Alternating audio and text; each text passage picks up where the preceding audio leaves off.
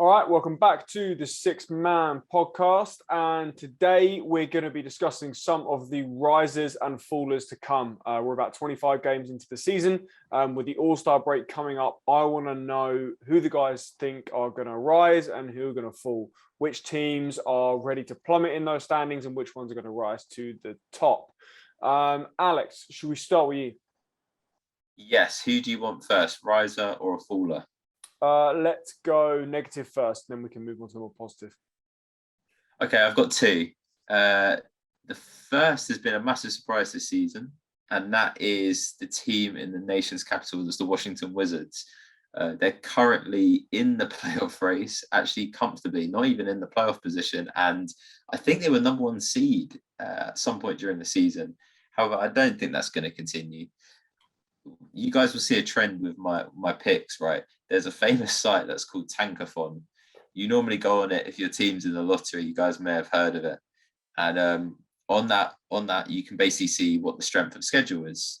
And I looked at the Wizards. So just a bit of context: the Wizards last night beat the Pistons in OT. Kuzma hit a buzzer beater right at the end. But next up, they've got a West Coast road trip. So they've got the Jazz, the Nuggets, the Kings, the Suns, then the Jazz. And then they go to play the Nets, the Knicks, the Sixers, and the Heat. And then heading into the All-Star break, they've got the Bucks, the Sixers, the Suns, the Heat, the Nets, and the Kings. And then three relatively easy games heading into All-Star break. And they have the ninth hardest schedule remaining. So I'm going to say the Wizards. And the other team I'm going to say is the Lakers. The reason the Lakers are going to fall is because they've got the second hardest schedule. They're an old team. They're currently in the thick of the standings. I think they might be the sixth or the seventh seed. They've got to play the Warriors, the Jazz, and the Suns all three times, and the Nets twice. And then heading into the break, as you asked, Bray, Bucks, Blazers, Warriors, and Jazz. So those are my two teams. Damn, that is a strong case on the schedule. I'll give you that. I agree with the Wizards. Yeah, they've been overperforming, I think. We would all agree. And honorable mention there. But yeah, Matt, who you got? I'm afraid Alex has nicked mine. I was going to go for the Wizards too. I'm not happy with that one, but I definitely agree with the thought process on that. Having seen the Wizards a lot last year as one of my teams, this run which they're on is good, but it is definitely out of character. So that's why they're one of my selections too. I'd say other teams that just from looking at them in the standings, and they've obviously had a good start. I'd say the Cavs. I can't see the Cavs finishing in the playoff spots in the East at the moment. And I think the Grizzlies, as much as they've got off to a good start, I think they'll probably end up settling around about maybe seventh in the West. Because they are currently, I believe, fourth in the West at the moment. So, yeah, they're my ones alongside. The Wizards was my main pick, but I'd say the Grizzlies and the Cavs are the other ones that are floating around there. Can I just say, to counteract that the Grizzlies and Cavs both have really easy schedules for the remainder of the season. But this is until February that the All-Star break is. So there's plenty of time. The Cavs have also, with their current roster, they've never been there before, which is, I think that also plays a factor as well. How they deal with it, how they manage it, who's on their team that has really seen it. Maybe Rubio, maybe Kevin Love. I mean, the Cavs are a seventh seed right now. I think that's real. I think that's where they're about. I think they're a playing team for sure. That lineup of Mobley and Jared Allen at the rim, when those two are on the court together, that's horrible. They beat the Bulls last night, and they did. I saw that. I can see why. And I think they're properly rated. To be honest, the Grizzlies have been on a ridiculous tear, might I add, recently. Haven't had Jar, and they were never losing for 5 straight games, 20 quarters in a row. That's the kind of matchup where you look on your schedule and you go, oh, damn, we've got to play the Grizzlies tonight. That's a lot of work. That's just not even fun. You got Dylan Brooks and just so many guys just coming at you. But they've been I've been impressed. with that. I think I'll give you who I think a riser is going to be, and I think that's the Atlanta Hawks, who are currently in 8th and are, let's see, 7-3 in their last 10. They're on an upward trend, and if I'm not mistaken, they are the second best offense in the Eastern Conference, and I think Trey is finally starting to listen and is also adjusting to the rule changes as well.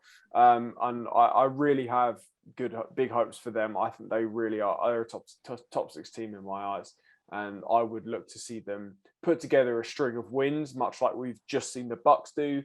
They're an experienced team. They got that experience from last year. I think now they can kind of get over that slow start. They should be one that we see jumping up over the likes of the Wizards there as well. We're doing rises, yeah. Yeah, well, yeah. I think the Hawks are going to be a riser there for sure. Okay, I agree with you on the Hawks. I think they had a blip at the start of the season where they were trying to figure some stuff out. Trae Young came out and said, the regular season's really boring. I want to get to play playoff time. Bro, you can't say that when you've played one postseason. That's absolutely ridiculous.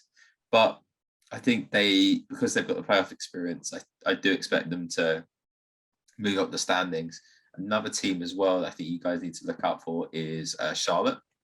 Charlotte is also has the 4th easiest schedule remaining left. And they also, there's they have a player that not a lot of teams have. They actually have a superstar, a bona fide superstar on their team who can carry that franchise, and they're out with him at the moment. So I think that when he comes back, LaMelo, then they could potentially push on. That's what I'm going to say. Yeah. It's so competitive in that Eastern Conference. What were you going to say, Matt? Yeah, I definitely agree with that. The East is I think the East is tougher to call than the West this year in terms of the teams that are in that division that could definitely move up and down. Like you look at like the Celtics that are down there as well. Even the Knicks in 11th, like they're teams that like have had really good seasons last year. So the East is really tough to call. I'm actually going to switch to the West, and I'm going to go to last year's MVP, Nikola Jokic, and a team that are currently sitting in 8th in the Western Conference at the moment. And I think this is a weak Western Conference where the top 2 teams, and I'd include the Jazz in there behind that as well as like the next level down, but the Clippers and the Lakers are quite weak, I'd say, this year. Like obviously, like Clippers without Kawhi, Lakers are having their injury issues. And yeah, the Nuggets are sat there in 8th. They're 12-12 at the moment. Granted, they're 3-7 in their last 10, and their upcoming schedule is quite tough.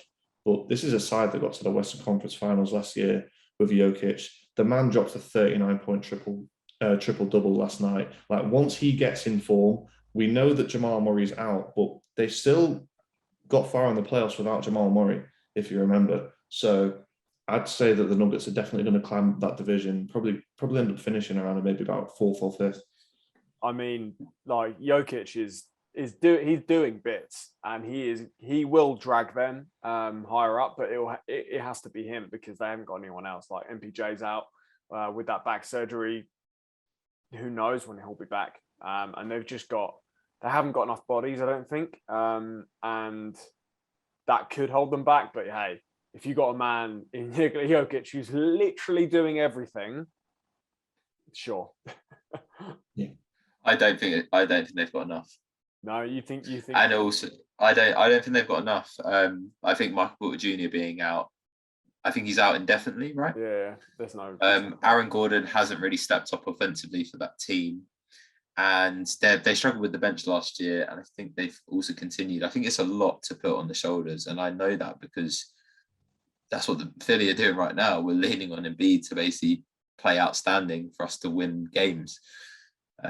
So I do think it might be a bit too much. Also, you said they went far in the playoffs, but I had the Nuggets and I was the first team eliminated. They got swept in the second round. I generally think if they had Jamal last year, they might have won the Western Conference. They were that good with that group. I just think it's too much without their star players. I think it's really important that they have them.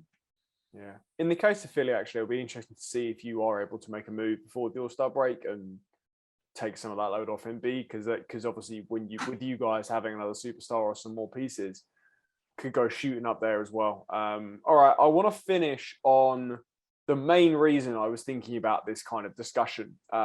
In my key faller is the Bulls, and the reason that I think the Bulls are about to plummet down the standings a little bit is because Derek Jones Jr. has just entered COVID-19 health and safety protocols, along with DeMar DeRozan and Kobe White and Javonte Green and a guy off our bench called Matt Thomas. So that's 1, 2, 3, 4 rotation players in COVID protocols right now, which means there's an outbreak on the team. So expect that number to grow. We're eligible for, I think, 2 relief slots at the moment, just because of the amount of players that are out.